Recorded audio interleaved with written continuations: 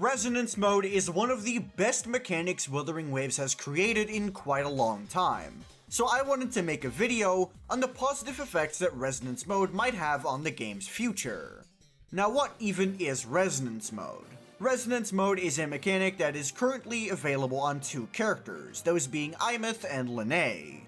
It allows you to swap between two modes within the Forte menu, allowing you to play in two different archetypes, and potentially in the future it will even allow characters to fulfill entirely different roles. For Lene, the two archetypes she's able to work with are Toon Strain and Toon Rupture, and then for aemeath, it's Toon Rupture and Fusion Burst. Depending on which resonance mode you are in, your kit will be altered. For example, when aemeath is in Toon Rupture mode, she's able to trigger Toon Rupture the same way Lene can. But if she's in Fusion Burst mode, she'll be unable to deal Toon Rupture damage. This is a fundamental alteration of aemeath's kit, depending on which mode she is in, which means that there is a ton of potential for Resonance mode to really affect a character's gameplay. The obvious one here is broadening the horizons for character team building. This is primarily shown to us by aemeath. Aemeath has the currently existing Toon Rupture team consisting of herself, Lene, and Mornia, and then she's also going to get a Fusion Burst team with a future Fusion Burst support as well as Chisa. The way her Resonance mode is designed fundamentally gives her access to multiple archetypes, which allows her to use support she normally wouldn't be able to. This makes her team building a lot more diverse on a fundamental level, and this wider variety of characters she can play with also makes her a lot more accessible for a player who simply wants to get her because they like her. When we combine this with hypercarry buffers that you'll most likely be able to use either way, this gives characters like aemeath a lot more team building variety. You're able to play her in a mono fusion team with Lupa and Mornia, or even Lupa and Brant. You're able to play her with Changli and Lupa. You have the entire Toon Rupture archetype at your disposal as well, and soon she's going to get Fusion Burst at her disposal as well. Simply having more archetypes to play in just gives you more teammates, and more teammates is always a good thing. Giving characters to more archetypes will also make them more universal in other ways. For example with Shill buffs. Something that Kuro Games loves to do is creating a ton of Shill buffs within the endgame modes. Primarily Tower of Adversity, but it's also noticeable in Doubled Pawn Matrix and Whimpering Wastes. This Shill is primarily through massively buffing the archetype of the new character. For example, aemeath is currently the newest character, so a ton of things are Toon Rupture and Fusion Burst focused. And as you're probably able to tell, hey, that's not one thing, that's two things. Because aemeath excels in two archetypes, that means they have to shill two archetypes. And shilling two archetypes also means that there's simply going to be a higher percentage of the cast that's going to be receiving positive benefits from these shill buffs. Obviously, Toon Rupture and Fusion Burst are incredibly new, so it's a lot harder to find characters that actually take advantage of them. However, if we take a character like Sigrika, who's most likely going to be an Echo skill DPS, and then we give her a Resonance mode that makes her a negative status DPS as well, that means they will be shilling Echo damage as well as Area Erosion, which will be able to benefit both Flova and Cardathea at the same time. So if a character is part of multiple archetypes, they will also call shill for both of those archetypes. And this means that a higher percentage of the cast is going to be able to benefit from buffs. This also works in the reverse. For example, let's stick with the same example of Sigrika being an Area Erosion or an Echo skill DPS. This would allow Sigrika to benefit from both a Cardathea rerun as well as a Galbrenna rerun. You'll be able to pick and choose which one is going to be better based on the scenario, which is in my opinion a very interesting way to combat the domination of shill within endgame. If everyone is shilled, no one will be.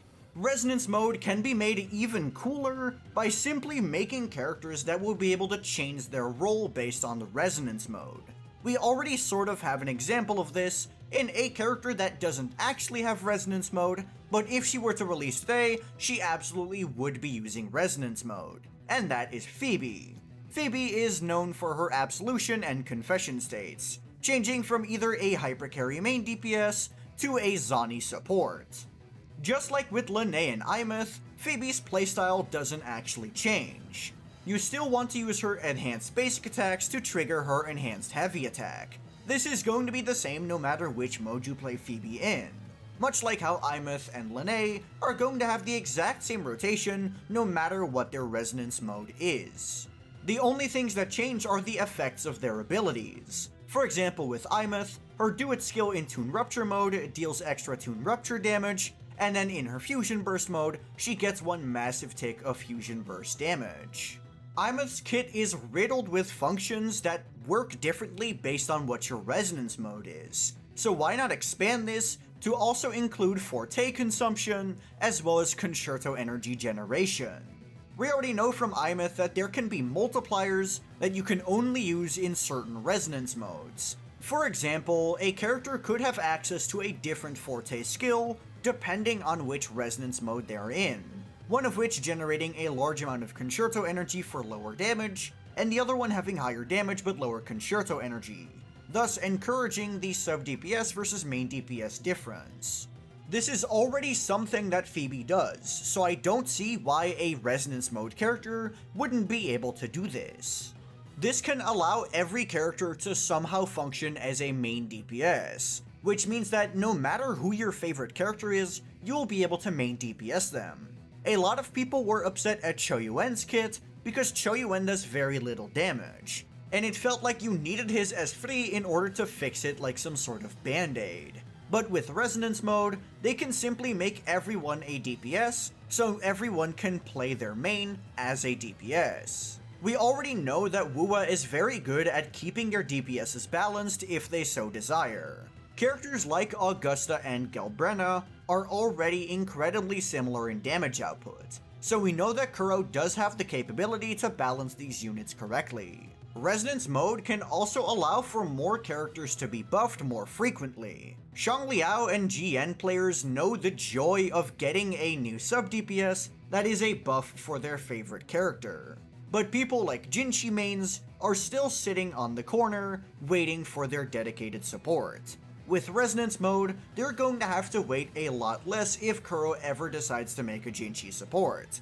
Resonance mode simply allows one character to function like two characters, and I think that overall, this has a lot of potential to be an incredibly good system.